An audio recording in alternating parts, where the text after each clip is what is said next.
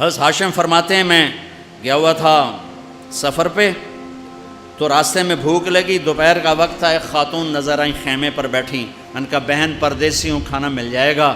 کہ الحمدللہ، مہمان تو اللہ کی رحمت ہوتا ہے۔ انہیں جلدی سے اٹھ کے بکری کا بچہ ذبح کیا، اس کو تیار کر کے پکا کے سامنے رکھا، تو اوپر سے اس کا خامند آ گیا، کہنے لگا اے کون ہو؟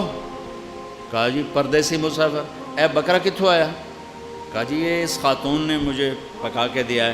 تو اس پہ برس پڑا، تو میرا گھر لٹا دے گی مہمانوں کو کھلا کھلا کے، تجھے شرم نہیں آتی؟ میرے پوچھے بغیر یہ کرتی وہ کرتے، بہت ڈانٹا۔ یہ چپ کر کے بیچارے شرمندہ ہو کے کھاتے رہے، اٹھ کے چل دیے۔ اگلی منزل پر پھر ایک خیمہ نظر پڑا، وہاں دیکھا تو ایک خاتون بیٹھی ہوئی، کہ بہن پردیسی مسافر کھانا ملے گا؟ وہ کہنے لگی میں کوئی ہوٹل کھولے، چل پرا جا بہو۔ بیچارے چپ ہو کے بیٹھ گئے۔ تھوڑی دیر میں وہ اس کا خاوند آیا، کہنے لگا بھائی آپ کون ہیں؟ کہا جی پردیسی مسافر، آپ نے کھانا کھایا ہے؟ کہا جی نہیں کھایا۔ اس سے مانگا تھا؟ کہا جی۔ اس نے کیا کہا؟ اس نے کہا جی ہوٹل کوئی نہیں۔ تو انہوں نے کہا تو بڑی ظالم ہے، ہمیشہ مجھے مہمانوں کے آگے ذلیل کرتی ہے، تو ہمیشہ ذلیل کرتی ہے۔ کہا آپ بیٹھو بھائی میں آپ کا انتظام کرتا ہوں۔ اس نے جلدی سے بکرا کاٹا اور تیار کر کے سامنے رکھا، تو یہ زور سے ہنسا، یہ حاسم رحمۃ اللہ زور سے ہنس پڑے۔ وہ کہنے لگے آپ ہنسے کیوں ہیں؟ وہ کہنے لگے پیچھے نا تیرے جیسی عورت دیکھی تھی اور اس جیسا وہاں مرد دیکھا تھا۔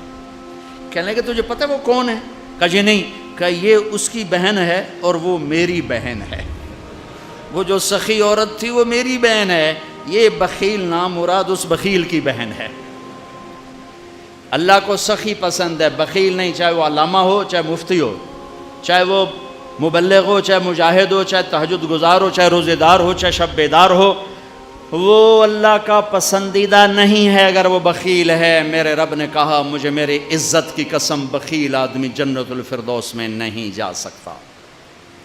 زکوٰۃ دو، صدقہ فطر دو، مفتیوں سے پوچھو کشمش کے لحاظ سے دو جو سب سے اعلیٰ درجے کا بنتا ہے، یا کھجور کے لحاظ سے دو جو سے ذرا کم ہے، اور ایک دوسرے کو معاف کرو، ایک دوسرے سے پیار کرو، ایک دوسرے سے درگزر کرو، محبتوں کو پروان چڑھاؤ۔ یہ محبتوں کا مہینہ ہے، درگزر کا مہینہ ہے، معاف کرنے کا مہینہ ہے۔ اب تک اگر روزہ چھوٹ گیا ہے کل سے رکھنا شروع کر دو، تراویح چھوٹی ہے کل سے پڑھنا شروع کر دو، اور تلاوت چھوٹی ہے کل سے تلاوت شروع کر دو۔ میرے نبی رمضان کا اہتمام کرتے ہیں، اللہم سلم لنا رمضان وسلم رمضان لنا وتسلمہ منا متقبلا۔ اے اللہ سلامتی والا رمضان دے، ہمیں سلامتی کے ساتھ رمضان تک پہنچا، ہمارے روزوں کو قبول فرما۔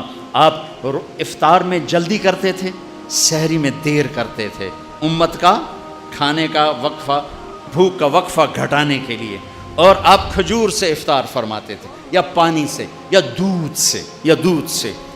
آپ کے ہاتھ میں ایسے کھجور ہوتی تھی، آپ چوکڑی مار کے بیٹھے ہوتے تھے، کھجور ایسے ہاتھ میں پکڑی ہوتی تھی۔ ایک آدمی چھت پہ چڑھا ہوتا تھا رمضان، چھت میں، مدینے میں رمضان، جو ہی سورج ڈوبتا وہ کہتا سورج ڈوب گیا، تو آپ کھجور منہ میں رکھتے، اوپر سے پانی پیتے، یا خالی پانی پیتے، بعد میں ایک داغ کھجور کھاتے۔ آپ افطاری میں پکی ہوئی چیز نہیں کھاتے تھے، کوئی منع نہیں، معدے کو مصیبت سے بچانے کے لیے۔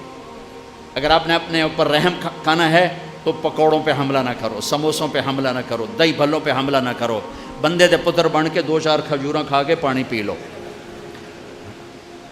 اس کے بعد نماز پڑھو، پھر تھوڑا بہت کھا لو، پھر تراویح پڑھ کے جتنا کھانا ہے کھا لو، لیکن اپنے اوپر ظلم نہ کرو۔ میرے نبی دودھ یا پانی یا ستو اور تھوڑا تھوڑا کر کے سپ کر کے پیتے تھے، چونکہ روزے کی گرمی نے معدے کو کمزور کیا ہوتا تھا، ایک دم اوپر ڈال دینا ٹھنڈا یخ شربت یا ڈرنکس، اور ساتھ ہی پکوڑا گیا، ساتھ ہی سموسا گیا، ساتھ ہی مرغے کا پیس گیا، ساتھ ہی مچھلی کا گیا، ساتھ ہی اتو روح افزا گیا، ایک پاسو سیون اپ آ گئی، دوے پاسو پیپسی آ گیا، ترے پاسو کوکا آ گیا، تو سیدھا پے اس ڈہ گئے۔